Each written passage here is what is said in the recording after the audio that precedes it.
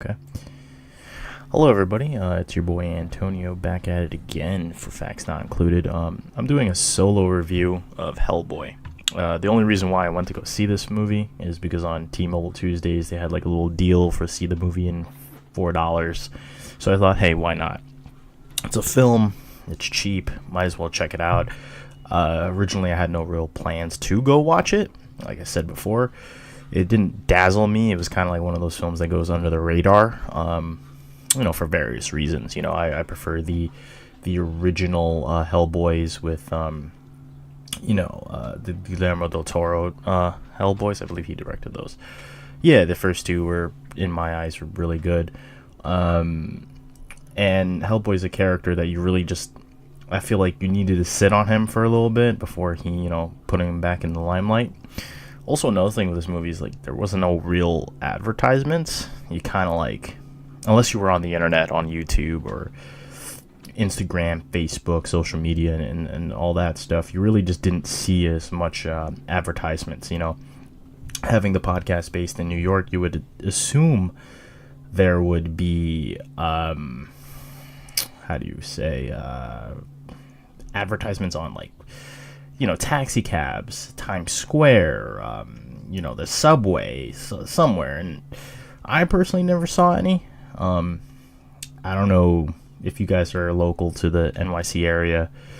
If any of you saw it, I'd like to know that. So you could just put it in the comment sections or whatever.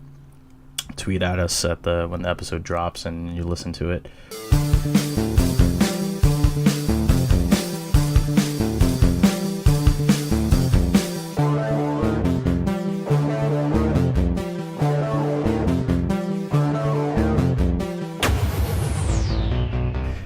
Hellboy.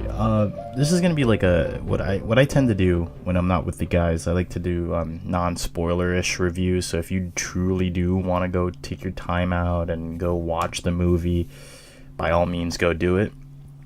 And then you could see for yourself what I have to say.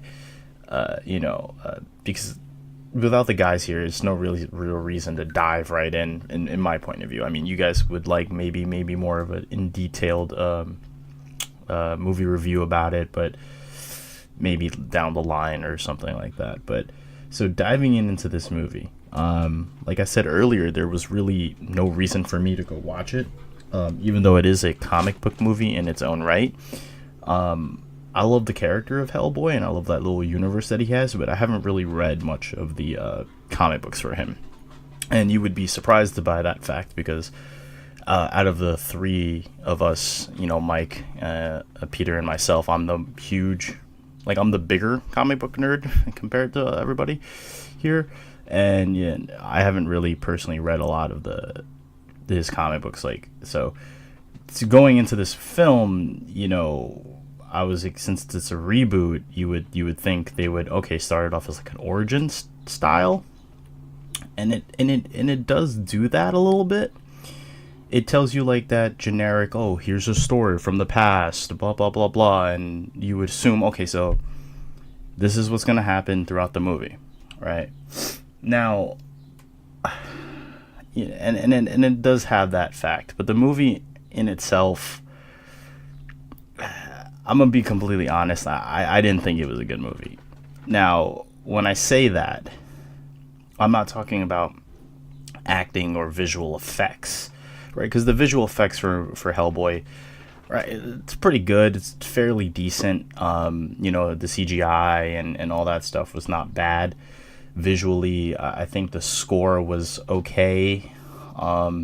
Dealing with what was on screen, it felt appropriate with its music.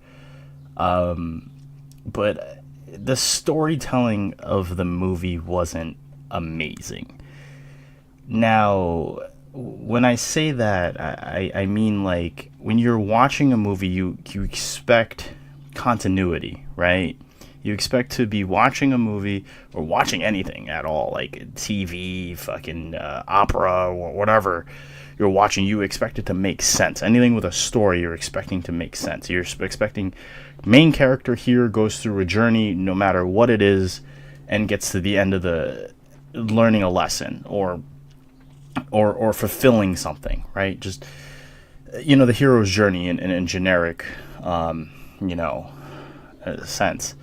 But the movie has a hard time explaining things because it'll tell you Hellboy has been doing this for years, and then explain a bad guy that he's fought, and then showcase that bad guy, but like without telling us like what happened. Right? They'll just speak about it, and it's like you expect, okay, a flashback, and then when they do have a flashback of an enemy that he's fought, it's kind of like, oh, I thought something. You made it seem to be something much more bigger than that, and it doesn't really happen. And there's a lot of like jumping between narratives and stuff like the big bad person at the end of the movie is making Hellboy do these quests in the middle of it. It's not a fucking video game. It's not like, I'm out doing side quests while the end of the world is gonna happen. The end of the world is gonna happen, and you're kind of watching this, and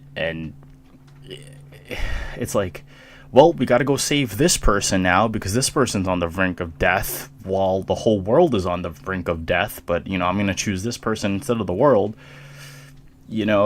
And in context, right? Like, it just doesn't make sense, And that's the huge problem that I have with this this movie so far. Like, visually, it's great. Like, action-packed movie, something you would expect from something like a summer blockbuster. In those regards, like, action scenes were pretty cool. If you're a fan of the filming techniques of shaky cam, and if you don't know what that is, a shaky cam is like when there's an action scene and the camera starts getting really shaky for dramatic effect. It just sometimes makes people vomit. But not too much of that from what I remember. So it was cool, but and all in the sense of the word, this is a comic book movie. Now, I'm gonna explain what that means because I guess the average person wouldn't understand what I mean by that. And when I say comic book movie in all sense of the word, it's like it's super zany. Like, if you ever seen the original Batman television shows, or like all the old like comic book like Shazam, old classic Shazam, or Wonder Woman, and like Batman, like I said before, or like classic Superman movie like shows, they were like really zany, and they were like over the top, right? And this movie is like that. It's like it's super over the top. It's I think it's a rated R movie, and it uses blood, gore, foul language. There's a lot of cursing and stuff in there, and it's just really, really over the top, but like in a way where I guess in that world it makes sense, but you're watching this in a real world sense, and it just kind of like doesn't at all make sense, right? Like, Hellboy looks like Hellboy. If you Google Hellboy, he's a fucking demon with a giant arm, and he's out there just drinking in Tijuana. Like, he's just out there, and no one seems to give a fuck. You know what I mean? Like, if this is supposed to be a secret organization that hunts monsters, you expect its biggest monster hunter to be, trying to conceal himself and whatever, right? But that's Hellboy's character. He doesn't really care. But you would expect the people around him, like regular pedestrians, to be like, going on social or calling the police or some shit. I don't know. And it's just like, wow, okay. And that's when like other things like demons start showing up and just murdering a bunch of like innocent people on the streets of, I think they're in like London or Scotland or some shit like that. And it's just like super zany the way they die. It's like, if anyone has played Dark Souls, think of like Dark Souls-esque monsters killing innocent people left and right. And it's just like really, really over the top. Now, again, it's not really, that's just what you have to just be mindful of, because again, he's a monster hunter. He hunts monsters, he deals with that stuff. Acting, I think it was pretty decent. I mean, no real complaints out of me on that aspect, really. I just feel like the script continuity just doesn't make sense. Like, again, they go from one point to the next point to another point, and going back to the first point. It's just too much jumping. Like it just doesn't make sense. Like, if it were a TV show, maybe you can pull that off, like how Gotham or Arrow or Flash or all those shows tend to like bounce different ideas, but it's episodic. So like there'll be an something that they need to get done within that episode, and they get it done so that they can go back to the prior thing at hand. This movie tries to do that, but fails. Like, it just fails because it's like the gravity of the, like, how do I explain? The urgency is like doesn't equate to what's going on, right? And there's a plethora of other things that are just terrible. Honestly, yeah. Ooh. I'm gonna. Yeah, guys. And it just seems like there were like production flaws. So after I came out, there were articles suggesting that the filming process of this movie was horrible. I didn't really read too much into it because the movie was it wasn't great.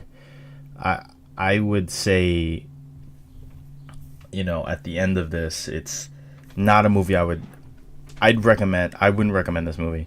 If you weren't seeing this movie for $4, it's a waste of money, in my opinion. Now, that's without saying, did I enjoy my time in the theater? Yeah, I will admit, spending $4 on the movie, I did enjoy my experience.